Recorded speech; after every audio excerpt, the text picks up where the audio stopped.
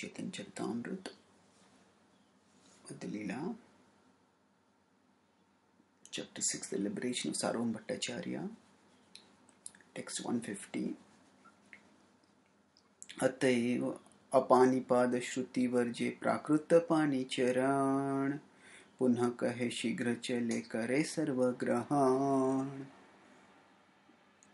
So apanipad shruti varje. So apanipada, this was the statement of the shruti, apanipado. That's what was said earlier. That is what is said in the Shvetashvatara Upanishad. The famous verse, apanipado javano grahita. So it says, the scripture says that absolute truth does not have hands and legs. But then varje, immediately it's as if Shruti rejects that, because Shruti also says that pani charan. So what is happening is, what is this scripture exactly rejecting by stating that apanipada, that it is varje, it is rejecting prakrita pani charan.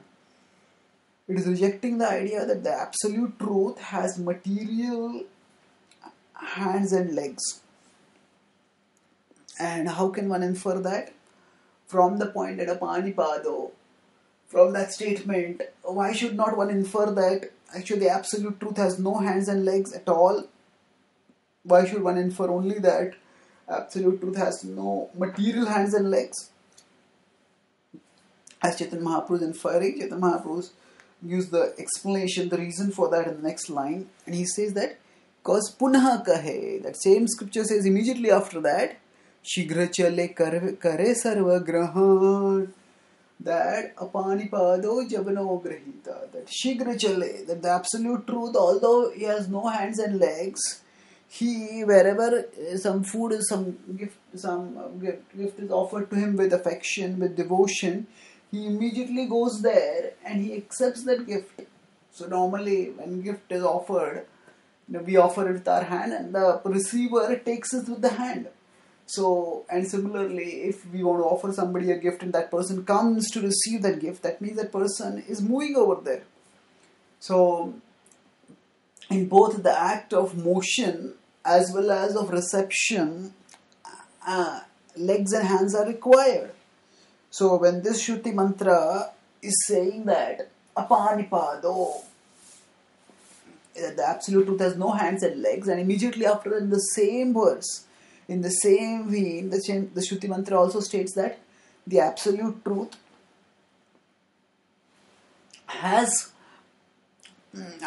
accepts gifts and goes wherever gifts are offered. That indicates that there is something deeper being stated over here. The point of the verse is not to reject the existence of hands and legs, but to reject a material conception of hands and legs. Because what causes illusion, what causes bondage, is not just the existence of hands and legs. It is the material conception of hands and legs which is what makes us bound in material existence. So to the extent that we can understand that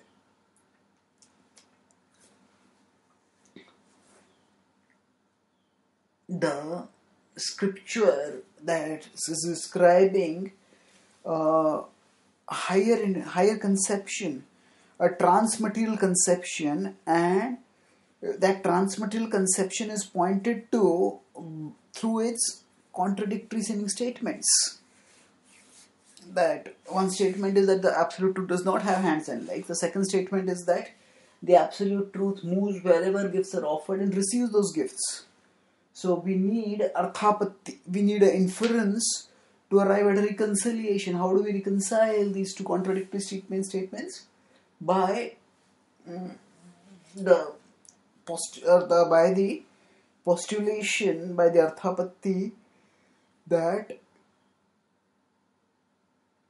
the absolute truth's hands and legs are non-material, are transcendental, and as Chaitanya Mahaprabhu is stating over here, The point of stating that the absolute truth does not have hands and legs, its point is to emphasize that the absolute truth's hands and legs are not material as are ours.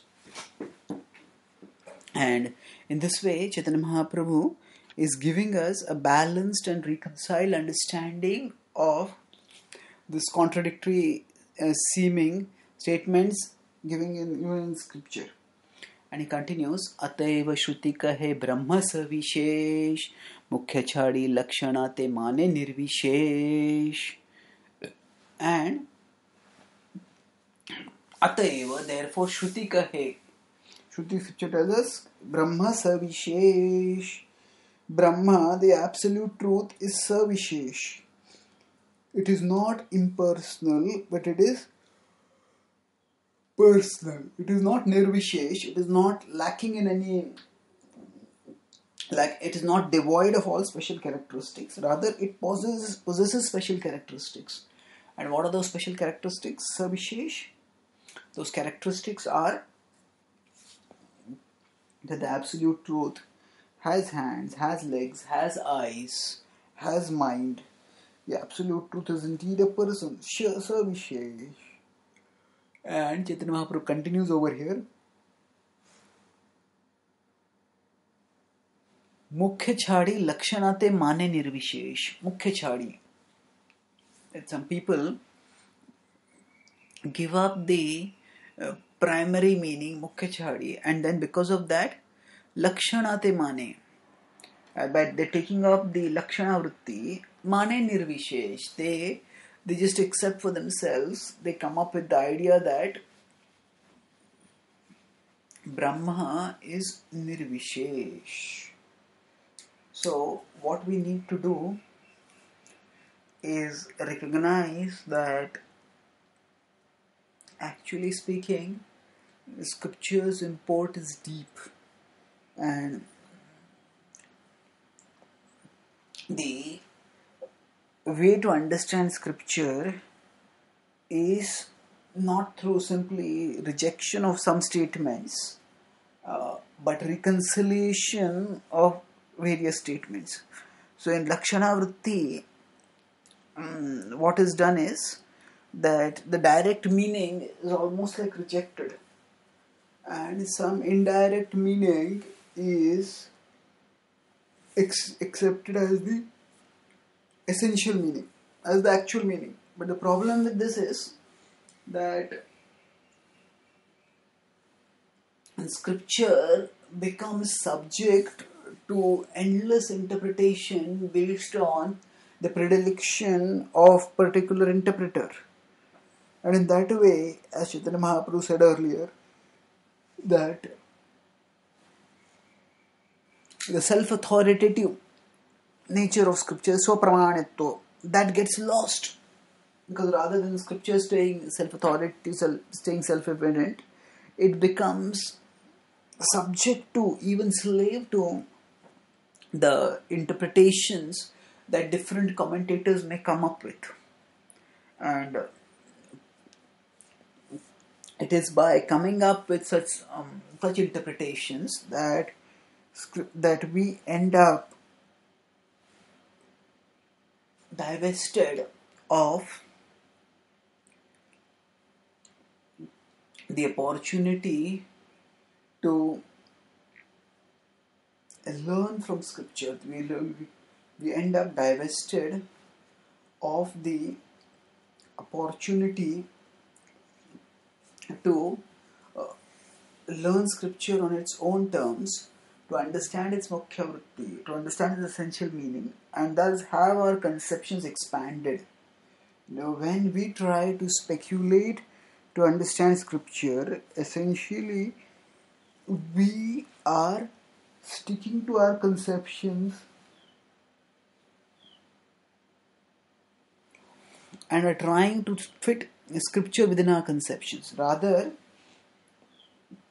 if we accept the mukhya vritti, then instead of fitting scripture within our conception, we let our conceptions expand, and thus we get as our consciousness expands and we get a greater, deeper, richer understanding of the import of scripture and the glory of Krishna, who is revealed through the deep import of scripture. Thank you.